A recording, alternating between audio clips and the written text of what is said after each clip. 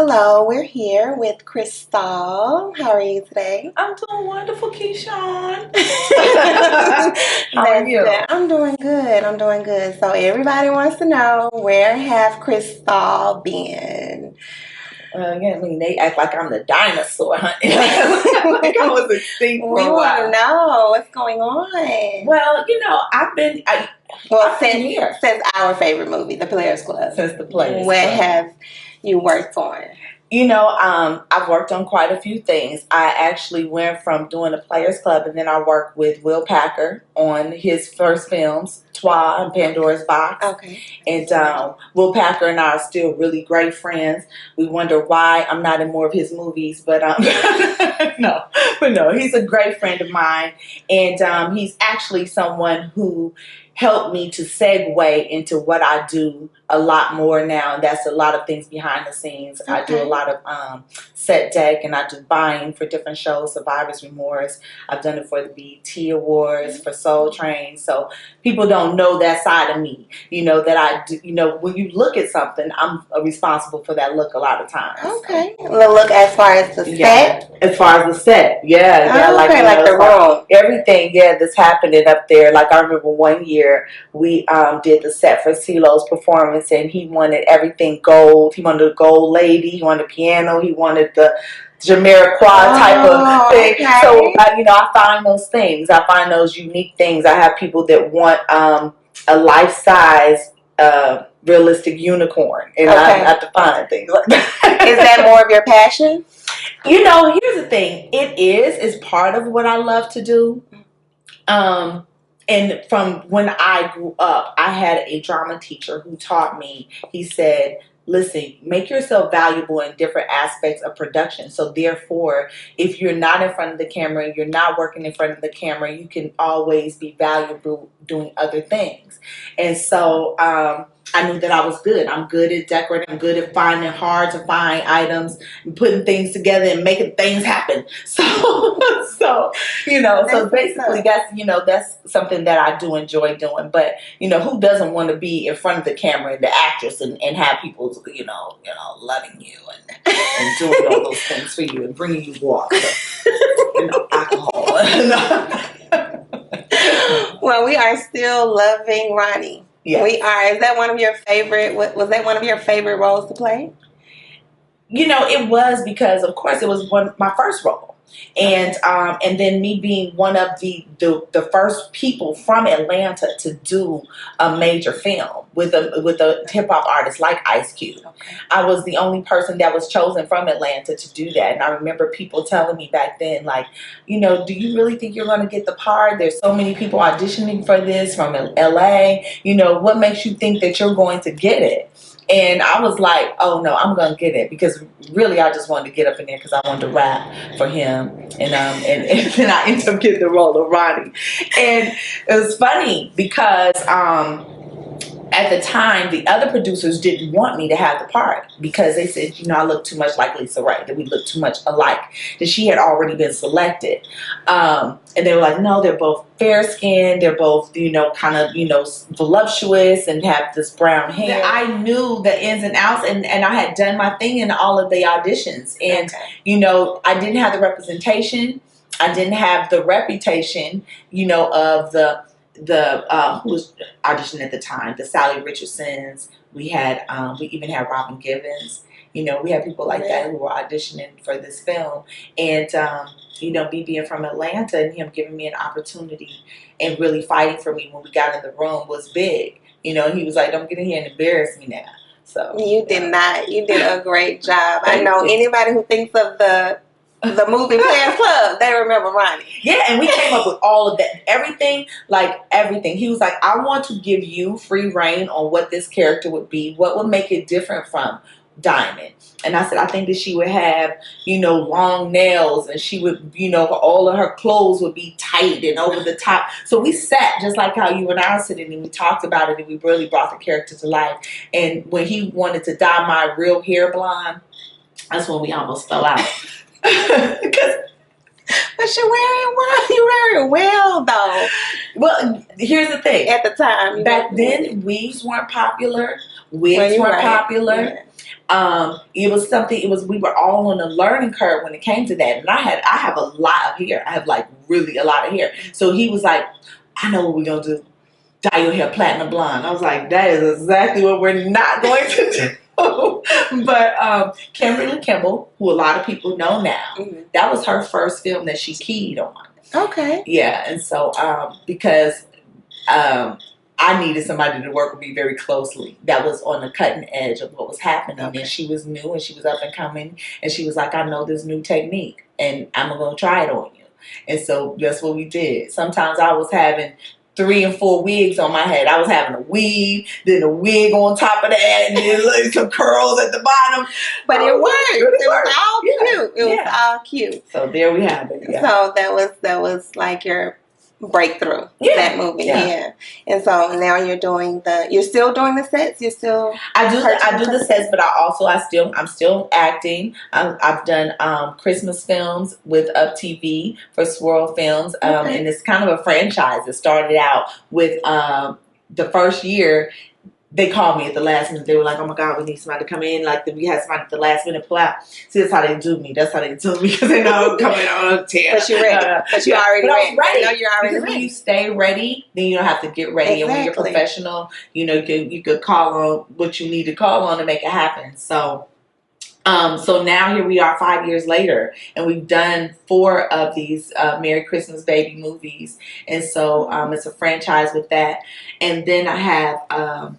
When it used to be called Hit a Lick. It was a true story about a young lady here in Atlanta who actually committed murder for her boyfriend. And so it's a super duper interesting story. But now it's called When Love Kills. They changed the name. When Love Kills. And it's out now? It's going to be coming out on Labor Day weekend. So look for it. It's the other side of Ronnie. So make sure you tune in. And is that where can we find? It's going to be on TV One. It's going to be on TV One. It's starring Little Mama and Lance Gross, Tammy Roman, and directed by Tasha Smith. So it's a hot film. Definitely looking out for that. Okay, Labor Day weekend. TV One. When Love Kills. When Love Kills. Yeah. That's what's up. And what are you working on? What's next? What can we look for next? Well, I've done From the Bottom Up, which is a docuseries. It's like a reality show about 5 women who have, for whatever reason or another, they've been kind of knocked off their square, so to speak, and we face some criminal charges. It's myself, a young lady by the name of Kim Smedley, who was arrested for the illegal butt injections, and then she's done everybody in the business. Honey. She might have done yours. I don't know. Now, that's what you know. That's a big butt. I know. I'm just being silly, but no. And so then we have Christine Beatty, who was the chief of staff in Detroit, and she was had the affair with Kwame, the mayor. Okay. And then who else is on there? Let's see. This is not out yet, though. No, it's out. It's been on Centric. And we did our 2nd season and was slated to do a 3rd season. Yeah. So the first season, it was Sarah Stokes from Making the Band. She's on there. And Stacey J. Johnson, who was the booty bundler or something like that. She worked with the man here in Atlanta. Yeah, she worked with Kwame. And she got pulled over for DUI, so she was on there. That was the first season. 2nd season, we introduced Maya Campbell from, remember her from In the House? Yeah. Yeah, so she was on there, and you gotta watch it, girl. It's a few interesting things going on. And this is there. Like people in the limelight that is kind of falling into some kind of scandal. Some type of scandal. There you have it. Boom. Okay. Yep, a scandal. And then first season, everybody was kind of wondering what mine was because all of the ladies did go in and they served some time for something. Okay. What they did for the crime that they did. And I did not, but I had the most, I had the worst charges, so to speak, because I was facing attempted murder charges. And so, a lot of people were like, wow. Yeah. And it says a lot about just, hey, the grace of God. I'm going to say that because, I definitely was God's favor. And from that, I went on to do Ayanla fixed my life. And so I was able to reveal a lot on there and just be released. How was that experience? Wonderful. With sitting with her and actually going through. How long did you have to sit with her? Was it a one-day process? Was it a couple of days? Oh God, she couldn't have fixed me in a day. How was it? Like step by step? Like, cause I watch her show. You were scared? Mm-hmm. Did you see the one? She gets like in there. Let me say this. Okay, so From the Bottom Up prepared me for that because from the bottom up, they asked for us to go to a life coach, which is Jennifer Lester, and I still go and see her. Okay. Thank you, Jennifer Lester. And so they saw me working out my relationship issues with my father on the show. From that, the producers of Ayanla saw that and said that they felt that I would be a good fit to come on to her show. She was going to have people on that were having difficulties with their family. Okay. And it went from that to be this whole experience where it was several ladies and we all were in this house together, and it was called the Healing House for Women and Dispelling the Myth of the Angry Black Woman. And when they came and they told me that was what they wanted me to come for, it's something totally different from what we first discussed, because I thought I was going to go in there and talk about the issues that I had with my mother and the relationship that that was non-existent at that point, to, you're an angry black woman. I was like, not a damn angry black woman. They were like, yes, you are. That's why we said it. You're not a what? Ain't a damn thing. You proved us right. Yeah, we're right about you. But yeah, so they were like, we think that this will be perfect for you, and we really think that you should be involved, and it's going to be seven other women, and this person, they kind of, as a matter of fact, they didn't even tell us everything and everybody. I thought it was just going to be 2 other women. And it wasn't until I got there that I saw that it was all these other women. That I was going to have a roommate. And we had to do I was just about to ask, were y'all in the house the whole time together? Yeah, we were. That was another experience. It was another experience.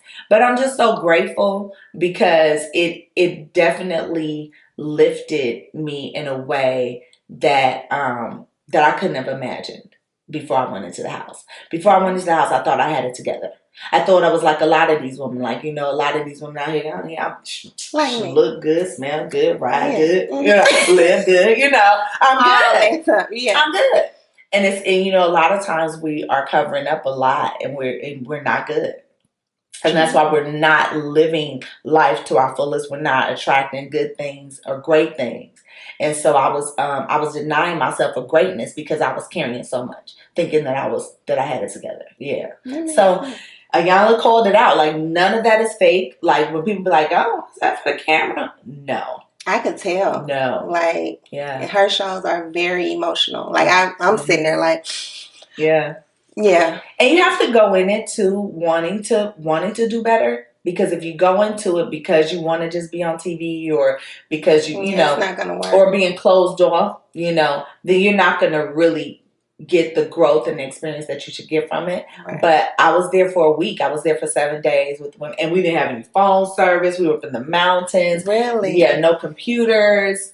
And let me say this. I thought we didn't have television, because she had us on such a regimen and such a schedule, like where we had to get up in the morning, and we were divided into 2 teams. Okay. And we had to really serve our sisters. We had to get up, and one team was responsible for breakfast, where we had to say, hey, what would you like for breakfast, Kishani? If you say, I want salmon, I had to fix salmon for you.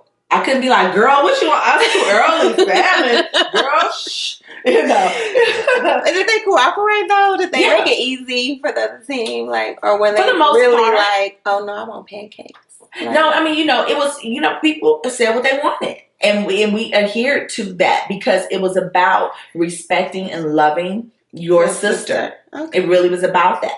And not hating or judging, or because of course we all came in with that, because it was a show about dispelling the myth of the angry black woman. Mm-hmm. And the first night there was almost fight. And the first night somebody hit me. I'm sure. And the first night somebody hit me by accident. Somebody hit me. Oh, okay. By accident. And I was like, is this some shit? You know, of all people, they hit me. You know. so during the fight? During the fight. Because I was trying to break the fight up, so to speak.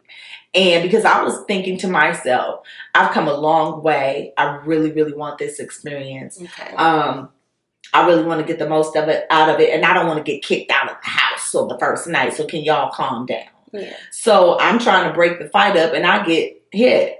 But immediately the young lady said, she's like, I'm sorry. She apologized. And I'm just, when I tell you, I just am so thankful for the place that I'm in. Because if I had been in a different place, it would have gone a different way, and then it would have been a different experience.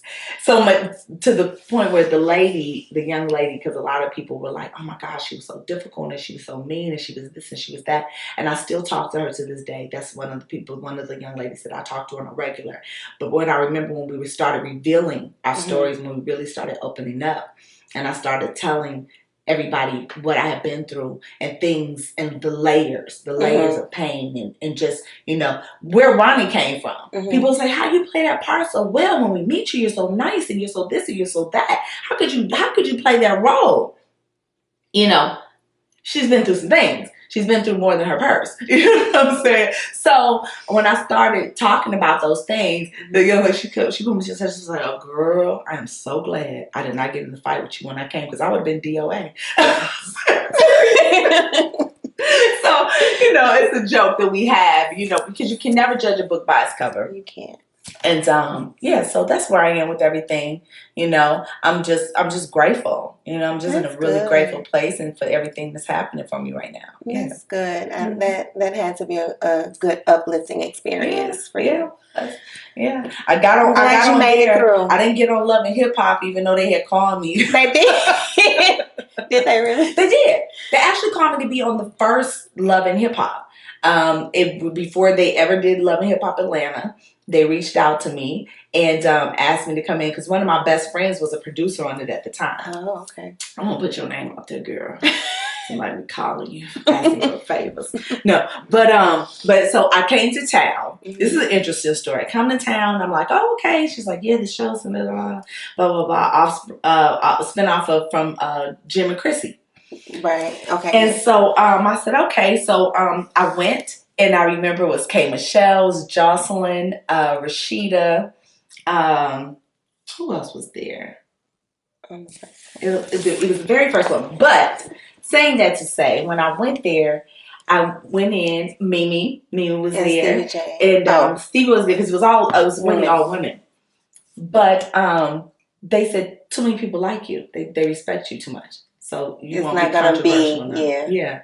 And you know, at the time, I was like, shit, I need to do something. But you could have been the positive vibe on the show. You could have been the positive vibe on the show. They need it. Yeah. Well, see, but I'm saying it was the very, very first time, so they wanted all drama. And so because everybody hugged me, everybody embraced me, even though the young ladies that I didn't know, I didn't know Jocelyn, I didn't know K. Michelle, but once they knew who I was, they were like, oh my gosh, you're like, Ronnie, oh my God. You know, and the people that did know me, Rashida, knowing, you know, I'm an ATLian, you know what I'm saying? I was born here, I was raised in Northern California, but I always represented Atlanta. Mm-hmm. When people were like, people from Atlanta, nobody was really fooling with us, not on the movie tip. Mm-hmm. I was like, oh no, I'm from Atlanta.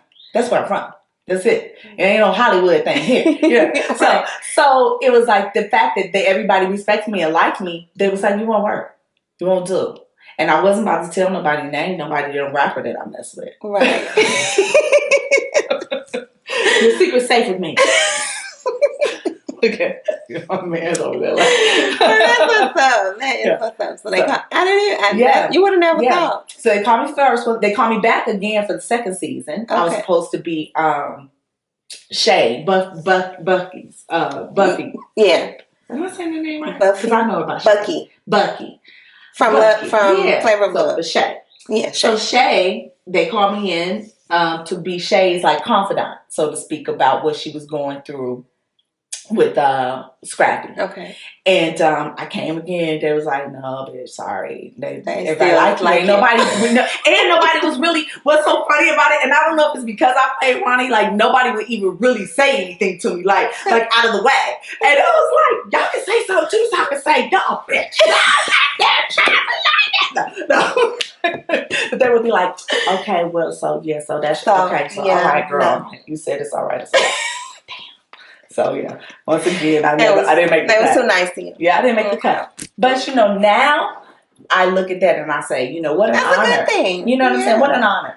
And I want to use that and really kind of like, make good of that. You know what I'm saying? And just talk to young women and maybe, put together something where since they have that level of respect and admiration for me as in that character. Yeah, and that'll be a good look. Beast.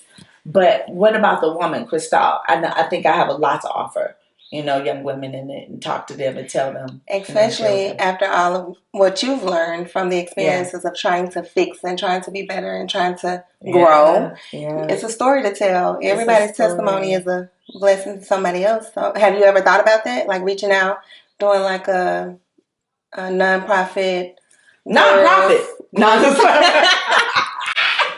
We don't do nonprofit in Atlanta. I'm sorry. I do a lot of nonprofit work. Like for young girls, like to kind of. Yeah, I thought about it. Yeah, and there's some things in the works that I'm sure come to fruition. Okay. Yeah, some things. I don't want to be speaking on it because if you say too much in the beginning stages of it, people take your damn idea. You're absolutely right. But anyway,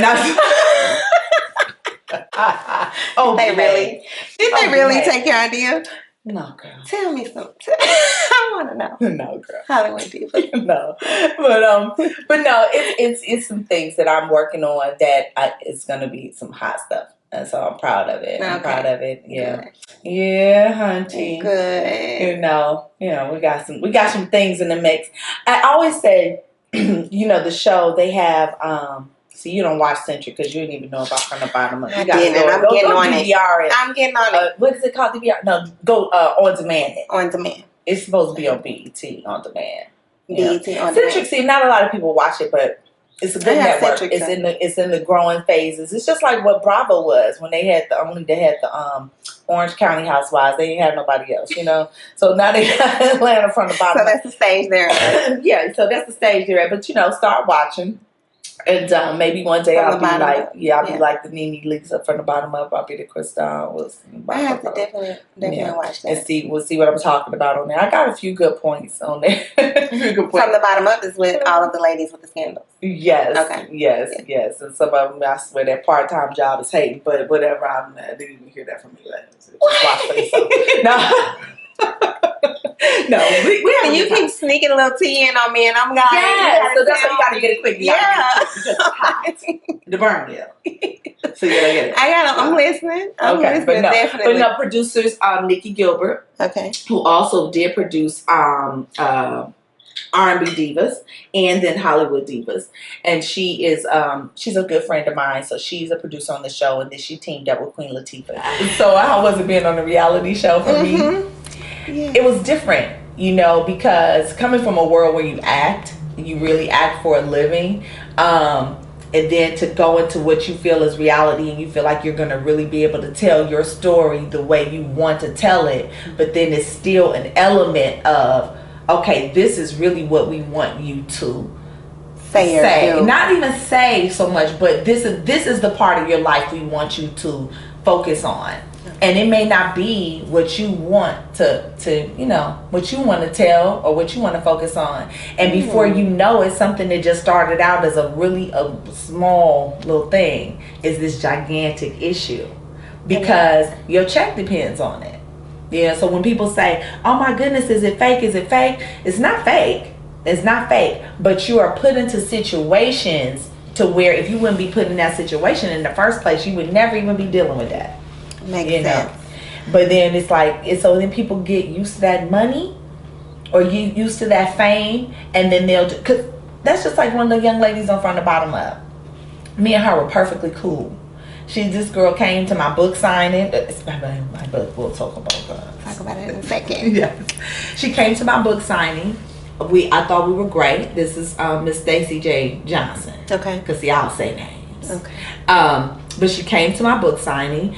You know, she asked me all these things. She even brought me, when I was producing films, I'm the first black woman to produce a union film in Atlanta. See, a lot of people don't know that. Groupies. It was the first film that Ludacris was in when he was Chris Lover.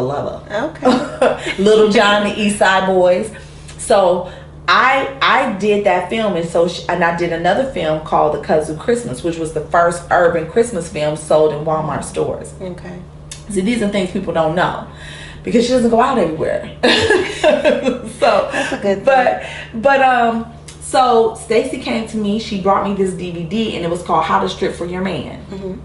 And she was like, I need a deal. I need a distribution deal. Can you show me how to get a distribution deal and this, that, and the third? Mm-hmm. And it, you know, of course, I never did, not for any reason other than I just was busy and we parted ways. But then here we go years later, and we're on this show together.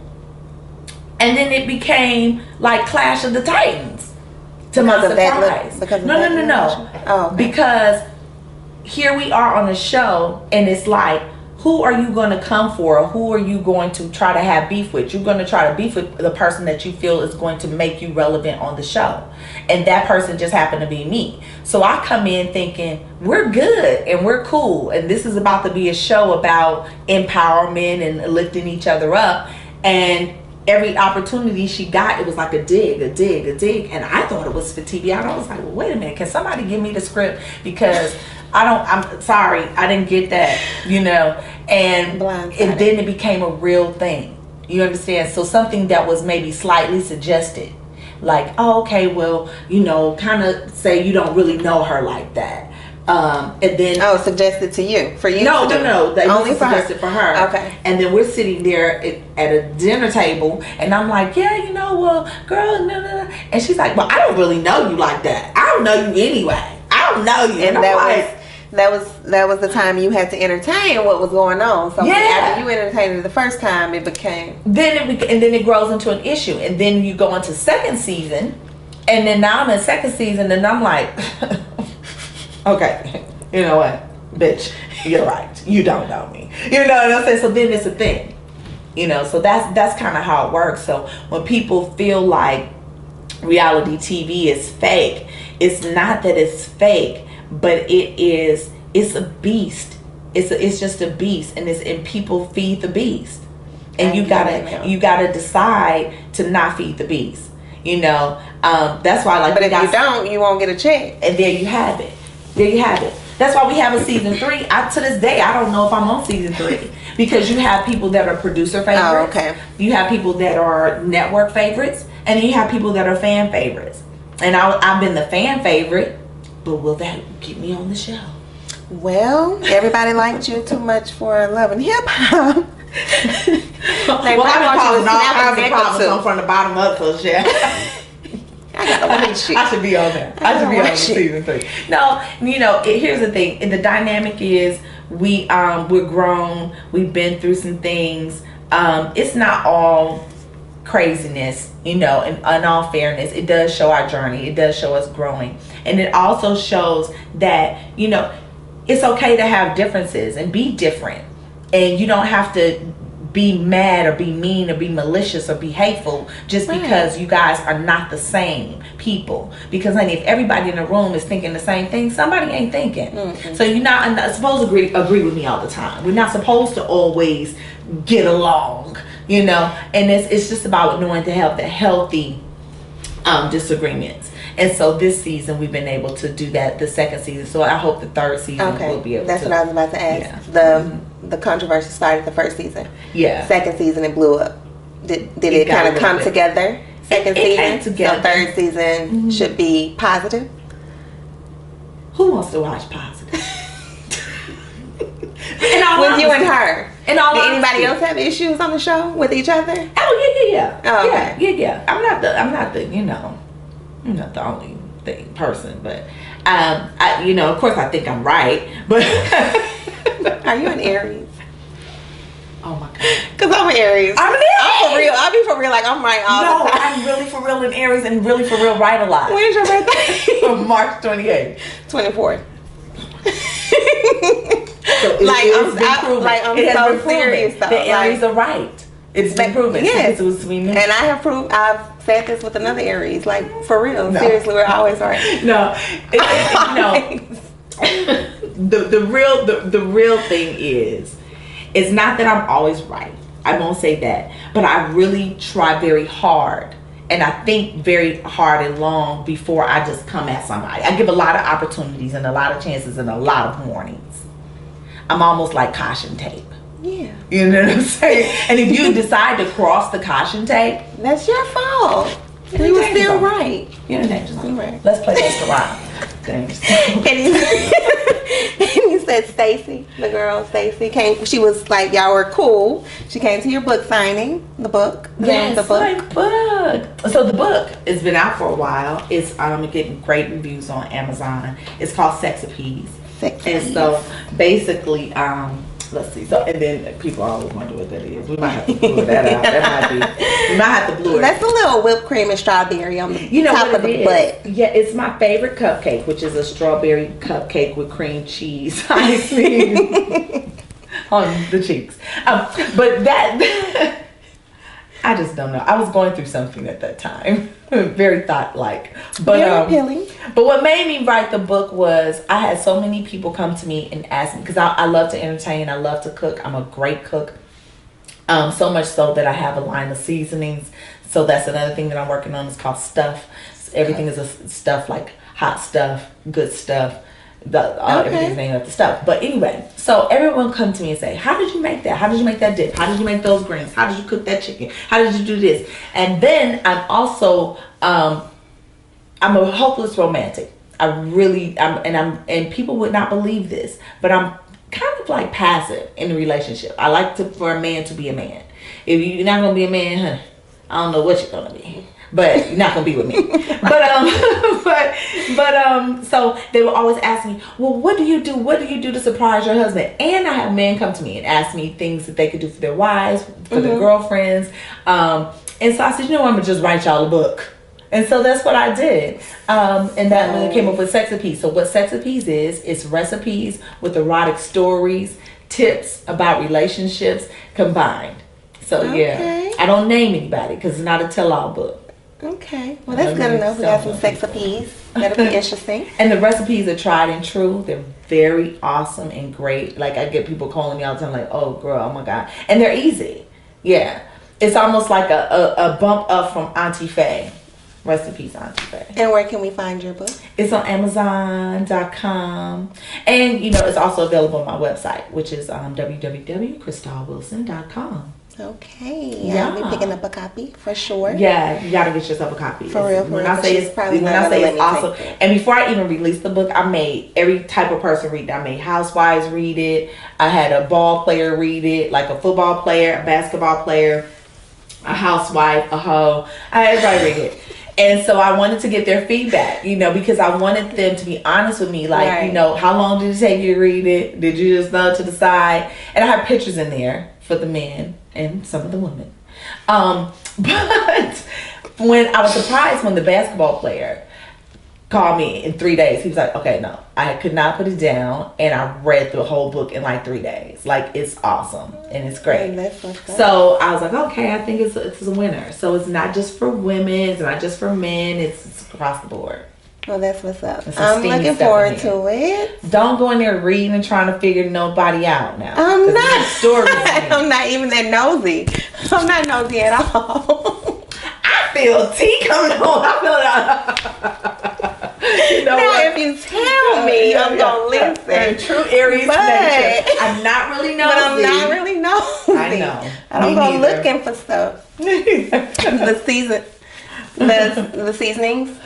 I want to know about the stuff. Yeah. So how the seasonings came about is because in the book with the recipes, sometimes people will make it and they'll be like, it came out really good, but it didn't taste like yours. These are my friends. They're disrespectful. Like, I don't have time to do nothing but tell them stuff like this. But so I said, you know what? I'm just gonna design seasoning so it'll just be a one-stop shop. And so I've actually gotten with they're kind of like chemists. These people that show you how to blend, and they tell you the measurements that go into your stuff. So I was putting together my seasonings, and I sent it off, and they kind of say, okay, this is the amount of this that you have in there, this and this and this, and this is how you make it in bulk. So I started producing it in bulk, and I kind of just now I'll be selling it and giving it to my friends. But I need McCormick to call me. I need a deal. I need on your website? Somebody. Is that available? Yeah, on it's on my website, okay, saying coming soon. That my seasonings is like Sheba Sheree. That shit ain't came out yet. But I really have great intentions. I really want it to come out because it's really good. Just like so we really want some. Like, yeah. If you really I want some, you just gotta call me. Oh. But that's until somebody give me a deal. That's it. Like, because it's when I say it's the truth. Everybody, I'm not even kidding you, because I have one that's called Right Stuff. So that's the seafood blend. Anybody that I've given this to, that's the favorite, that's the number one favorite. They're like, okay, no, I need some more. Like, I'm sending seasonings to LA and everything. I'm spending my own coin on this. I got to get an endorser. Make them pay for shipping. Oh, you're spending your own money making it and bulking it up. Yeah, send it to people, because it's just my friends right now. Well, you gotta charge your friends. My friends charge me. See, you smart. Yeah, I should charge. Yes. Okay. People they know it comes. They know you don't grow this in your backyard, right? Like, ooh, girl, that's so good. It's so good until you be like, okay, that's gonna be $9. Oh, girl, bitch, you don't even be baking seasons. That's not even what you do. You're an actress. I'm paying no $9. Well, they're gonna have to know that it costs to make this product. Yeah. Okay. In a friendly way. Okay, you into marketing? I can't. You need me? Okay, I'm building up a team. Okay. Because I used to say, I used to tell people, I say, you got to pursue your dreams. Right? You got to really pursue your dreams. I can do anything now. Acting, but now I know, not only do you have to pursue your dreams, you got to pursue your team. As strongly as you pursue your dream. Because if you don't have no strong team, honey, you will not win. True. Because I had some trifling team members. You're supposed to be able to see straight through them. Well, I have seen straight through them. Okay. But then I just, how we do. We give too many chances. Anyway, well, thank you so much, Chrystale, for stopping by and giving us all this good stuff. Letting us know.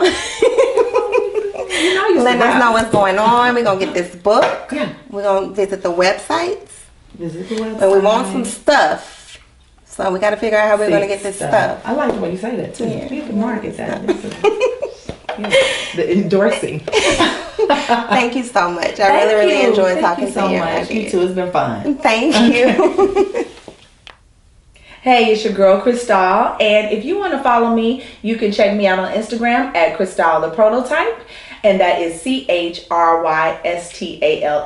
and on Facebook it's Chrystale Wilson, and then on Twitter it's Chrystale Pro. Or you can go to my website and see all the wonderful things I have going on, and that is www.crystalwilson.com. I want to give a special shout out to Hip Hop Weekly for having me. Thank y'all.